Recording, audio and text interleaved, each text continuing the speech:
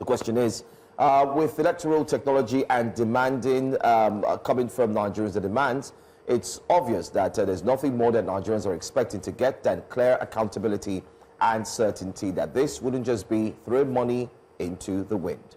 Our guest is a political analyst, and he's here to talk about this. He's a huge follower of all the elections from time immemorial. We do have Charles Ideho who's here with us. Good morning. Thank you for being here. Thank you, I appreciate it. But I'm quite a bit, it's quite unnerving. And I apologize. Facing 3 panel of judges. They're all on the same side. They're all on the same side. Okay, I mean, as a journalist as well, and you've taken time to write these stories, to follow this. Your pen has been talking, same as your mouth. I've been talking. It's very good that we look into this one. Yes. First of all, I don't know, but I think it's good to get your reaction when you saw the figures. What came to your mind at first? What the Pidgin people will say, my heart was doing jiggy jiggy. Everywhere first blow. Honestly speaking, because I can't, again, I said, okay, why don't I even just look at the breakdown before I begin to, whether hurl stones at people. But when I look at the breakdown, they tried a bit to convince me, but there are some aspects. For instance, the miscellaneous and operational costs, what are these things, you know? And then the 177 billion naira for the one for this year, 2026, they said for a second election and all that. I look at it, but again, I said, it's all about money, money, money. We never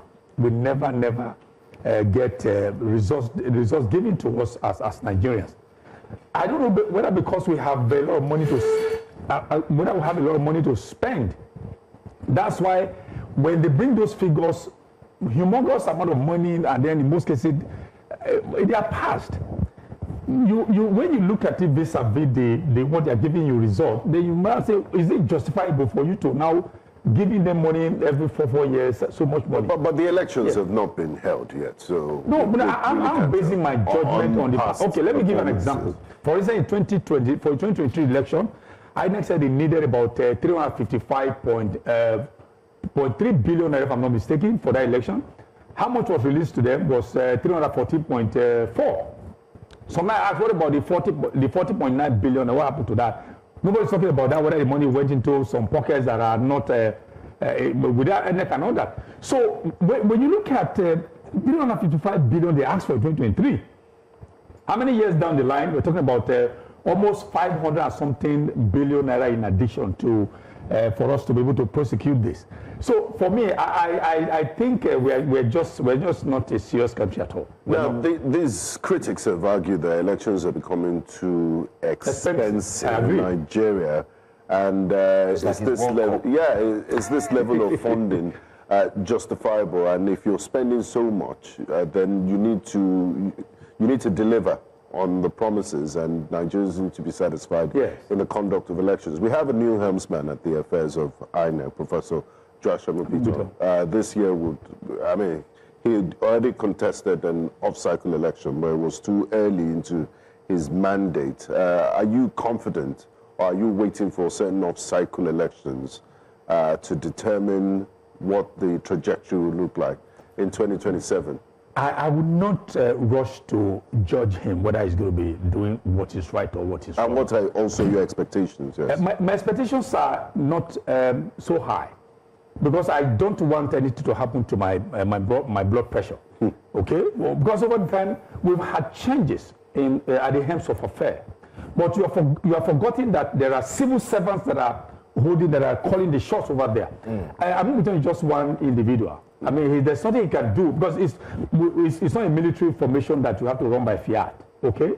Because there are certain things that you can't do, that even when you are the head of that agency. So there are principalities and powers within agencies that will not allow him to even do anything. So Jaga was there, he did his bit. Professor Mahmoud Yakubu also came as an individual. Then I understand that this man has a very good track record, but again, if you have good track record and then we're working with principalities and power in an institution, there's no way your track record will ever give us anything good. But as an optimist, I hope, I'm wishing that there will be a marked difference from what he's going to give us and what we have received in the past. All right, let's look at 2023. We have a breakdown of what was spent in 2023 and what money went where. So the 2023 election budget, total budget proposed and approved for 2023 elections is 305 billion naira. Total budget used in 2023 elections, 355.298 billion naira. 159.7 billion naira was for electoral operations, 20.4 billion naira for electoral administrative costs, 117.3 billion naira for electoral technology, 7.4 billion naira set aside for miscellaneous. They call it miscellaneous. I mean, the nomenclature changed from miscellaneous to miscellaneous. I guess how much miscellaneous is now? I think 42 billion. About 2.3 billion. We have the numbers. Okay, so let's compare now. We also see 42. So see, it's like a progressive increase. Conduct elections in Togo and Republic of But not in Togo anyway. Yes. This Nigeria. But you see, I think we need to insist when you are giving us a figure. Can you break down what miscellaneous is very ambiguous? Very ambiguous. I agree. What makes up the miscellaneous? Point number one. This is what we're going to be spending. Point number two, which is why now they are kicking against the envelope system. I prefer the envelope system to the zero system. Can you explain to our viewers? Okay, in budgeting you have both envelope budgeting and zero budgeting. Okay, when the envelope budgeting means that if you allocate, for instance, in your own home now, you have about 100,000 naira a month you are going to be spending. You are going to be giving your wife, for instance, 20,000 naira for electricity or for feeding, and so on and so on. So if within that within that month, your wife was able to spend, she has finished 20,000 naira, and the month is due about 15 days. Okay, there's something to do. You can't do anything because it's already budgeted 20,000 naira, nothing more than that. So what happens is that the subsequent month, your wife will now have to readjust to ensure that the 20,000 naira, actually is spent for that 1 month. That's exactly what they did for INEC. We are giving you this money. If you finish spending it, don't come to us. But INEC is now saying, no, they should go to zero. Zero budgeting means that if it's 20,000 naira for food, for instance, and then you have other things that are going for that, you can dip into the other thing and bring it to food. But the National Assembly said, no, what we are budgeted for a certain thing must be for that, so that you will be able to say, okay, accountability will be easier for us. Yeah. But with what we have now, I'm sure they've thrown away the envelope budgeting and have gone to zero budgeting, which is why this amount of money. So what we're seeing now is a 179% increase. That's what we saw in 2020. How many years? So from a civic accountability standpoint, what would you say should justify? Is there any parameter that should justify this kind of increase? Well, maybe the one they get for technological jargons they're giving, well, because everybody's clamoring for electronic transmission and all this whatnot, whether it's going to be retail, not going to be retail, and of course, technology is very expensive, and it's also a new phenomenon here in this country. So people are going to be saying, okay, why don't we allow them to do that so that they can give us what they promised? So for that, I will say, okay, yes, I can justify that because, as I said, technology is very, very expensive. But the other miscellaneous and this and that and other, and then the other one I'm also happy about is about I think about 32 billion naira for NYC, that each corps member that's going to be 7 and will receive, instead of lower, they're going to be getting about 145,000 naira per day, which of course I think is justifiable. But for me, all this what I call it for unforeseen, what I call it miscellaneous, whatever nomenclature you're giving it, for me, I'm not. For them to put that amount at 42 billion, they also did some calculations to arrive at 42. They didn't just pick it up from the sky. So they should give us a breakdown and explain. But you see, there's one they said operational cost. Yeah. There's one they say, the other one about what do you call it, something. I mean, there are certain things that are similar. If you look at it, there's one for operational cost, there's one for social cost and all that. They are similar. So operation and administrative. What's the difference? Exactly. So I asked myself, operational cost, administrative cost. What's the difference between these two? Operational cost is for off-cycle elections. It's for preparing for those elections in these states. That's for operation. So yes. So what about the administrative cost? Administrative it has to do with staff and all that and one of that? To run internet, office space, and but they also doing operation. It's like you have line items, water, 100 naira, H2O, 100 naira. Oxygen. Yes. Well, you like, or liquid. So for me, I think we in this country, we don't do well enough to ask them certain questions. Like what we are doing now, we're trying to provoke the debate about what make up the miscellaneous. Can you explain to us, break it down point by point, head by head? If you're able to do that, I will say, okay, I mean, justify that. Yeah, also, in this budget, it's been highlighted that INEC wants to have 2 hospitals. 2 hospitals are added in that administrative cost you saw. 2. The question now is, why would INEC have hospitals? Why isn't that left for the personal INEC hospital, or they have adopted 2 hospitals? What they're trying to do. So it's still not clear. And that was what Senator Shomole said. It's not your call, man. It's not your call. Why are you going for hospitals? Why do you have to put a hospital budget inside your budget? But I think for me, I think that's not unusual. Because the INEC staff actually, I mean, health is very important in the discharge duty. So if you adopt 2 hospitals, for instance, I mean, the hospital will tell you this is what we are going to be spending per staff per head. So that for me, I think would that come under their capital component? Cost. No, that should come under operational cost. Okay, not capital. That should come under operational, but they should be as a sub-head health services. When we spoke about this briefly in our wake-up conversations, Joe highlighted something very important. He said, after spending all of this money, all these billions, and then Agbero comes to snatch your ballot box, what will you do? Does this budget cover security? Yeah, of course. But even though I didn't see, maybe it's part of the security may be part of the operational cost. It's maybe when we see a more detailed breakdown, we should be able to see all these sub-heads and all that, like the hospital mentioned now, health services. I am sure there's no way that security issues will not be part of that budget. If not, then we'll be asking why. Why are you going to be prosecuting election without security? I mean, apparatus even embedded in the whole thing. I'm sure if we get a detailed breakdown, we might find that. Throwing so much money at it and having this level of, the most expensive elections in the history of Nigeria so far. I mean, security has to be foolproof. Does it mean they're going to go and hire Rambo? I don't No, they're not going to do that. They would definitely. Or is this still the same Nigerian police they will use? Well, Nigerian police and then the NSCDC and all that. But you see, the thing is that let me say this. Yeah, we are on national TV. I can say this because I've covered elections since I was a reporter. Okay. There are people who scramble to be, some police officers who scramble to have their names added but again, what is promised is what comes to them. I remember in 2020 when I was in Benin in Edo State to cover an election for the re-election for Shomole. I know what some police officers told me. Some of them were sleeping on bed grounds and all that. Meanwhile, and at the end of the day, what was said that each policeman was going to be receiving so much. If monies were given to them, they were supposed to cater to the need for them in the hotels and all, but they didn't sleep in the hotels and all that. So some of them were even quarreled about was a particular chieftain of one of the parties had to house 2 police women in his own house. I mean, if you do that, how are you going to get the best of the election if it's not going to be compromised when you are giving welfare to police is supposed to be aloof? Exactly. So it's a whole lot of things that we have to. Are you saying that they shouldn't give the welfare to police?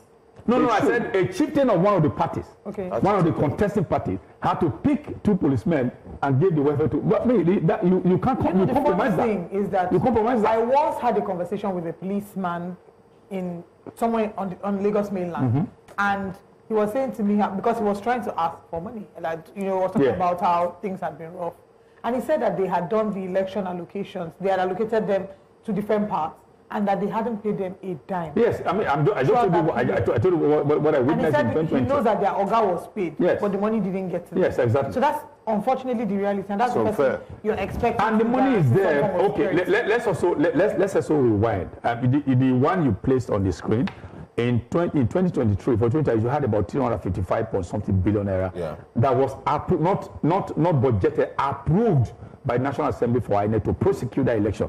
How much was given to that day? 314.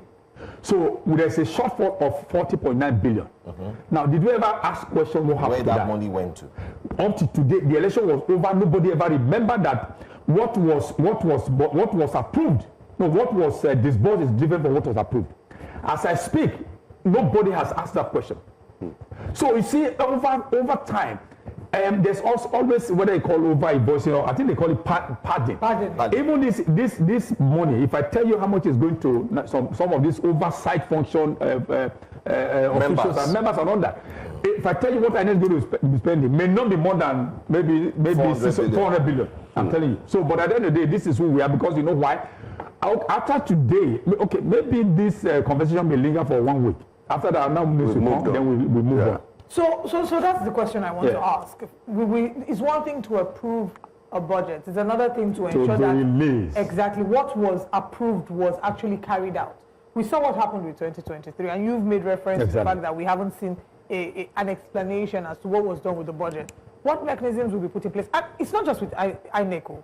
Generally, that seems to be an issue, to be able to come and give, I've forgotten what it's called, but like a report card of saying, this is what we're able to do with the money. Then if there's any leftover, then this is how we'll carry it over. What mechanisms can be put in place to ensure that INEC is held to account, to ensure that there is some clarity and explanation, and this is not just, oh, you apply for budget, it's approved, and we move on to next business day. What I'm going to tell you may shock you. I hope, well, I don't know whether it's going to shock you or not, because as in Nigeria, nothing shocks us anymore. Why INEC can be called upon to come and give a report is that those who are going to be calling INEC to give a report are also part of those who shared from the money. It's as simple as that. Because those who will call upon INEC to come give a report of what you did, your stewardship in terms of accounting and all that, those people are part of those who shared from the money. So will you not be self-investigating yourself? But is this not corruption? Well, give it another if it is not. It is. Another proposal that maybe I think, I'm sure New Central is thinking towards that direction. I think we need to have a media parley with the INEC boss upon approval of this budget, where he will sit down. Possibly we also have the National Security Advisor who will be on seat, because elections also, the National Security Advisor plays a big role in the elections. And then you all have the key arms of government or the agencies that will ensure that the election works. I think they need to sit down. Let's have it on national television, where the public would watch.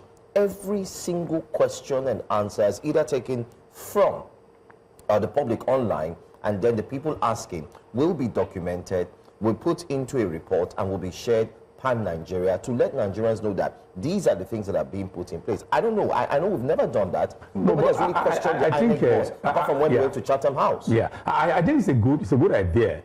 But even when you get there, there's something you are going to be receiving that is going to be given that is going to be different from what they say would do.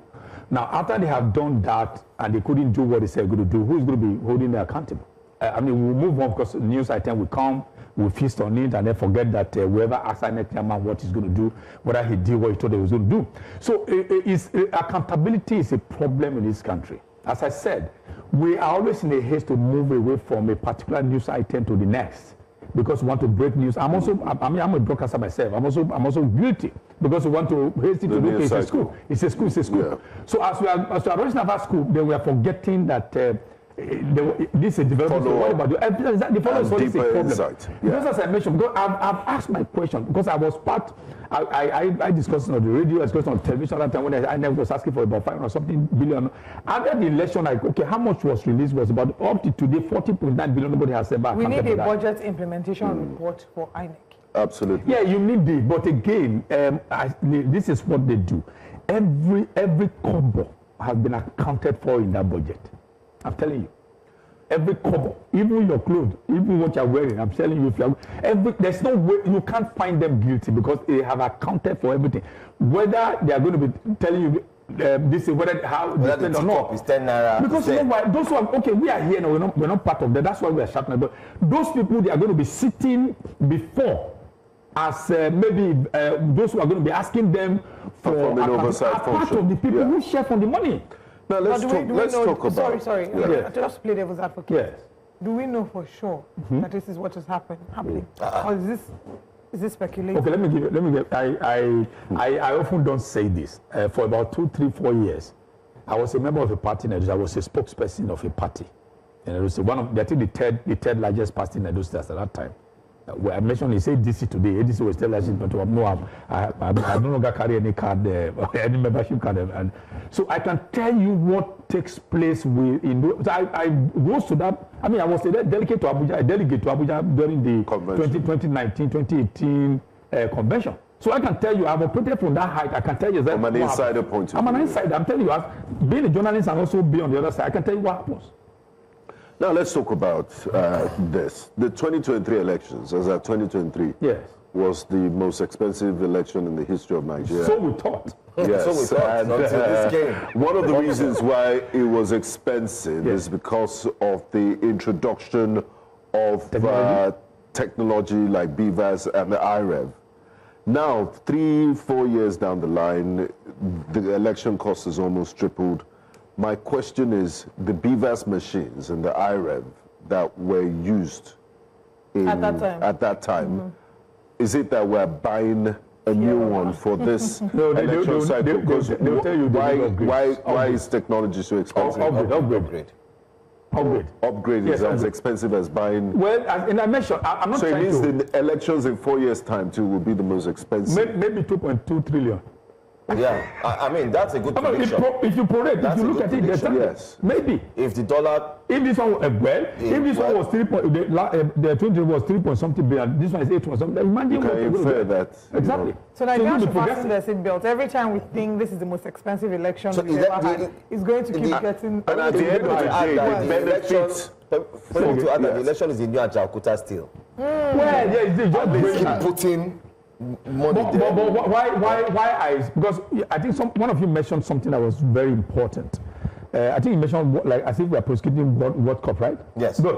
Now, for World Cup, even if they spend about 2.3 trillion, they'll get it back. They are going to make profit because of sales of these items, hospitality, tourism. What profit are you going to be making when INEC is doing election? Well, people are going to be making profit because they're going to be having vendors, they're going to be supplying this and that and that and that. But again, what is INEC bringing to Nigeria as a profit? Nothing. At the end of the day, we're spending that money. It will make people richer. It will make vendors richer. It will make those people who are also part of those who sign the thing richer. It's the way it is. And then the people you're even sending to elected positions, they are also going to be richer. So those who are at the hands of affairs, the National Assembly of them, who are part of this, they know that they're getting something. So they expect. I tell you, before Buhari came into government, we were told that time that there were ministers who were always expecting something from, not only ministers, some of them, remember this budget padding. So there are some people who say, okay, that house in Gusape, for instance, please let me put this aside. How much is it?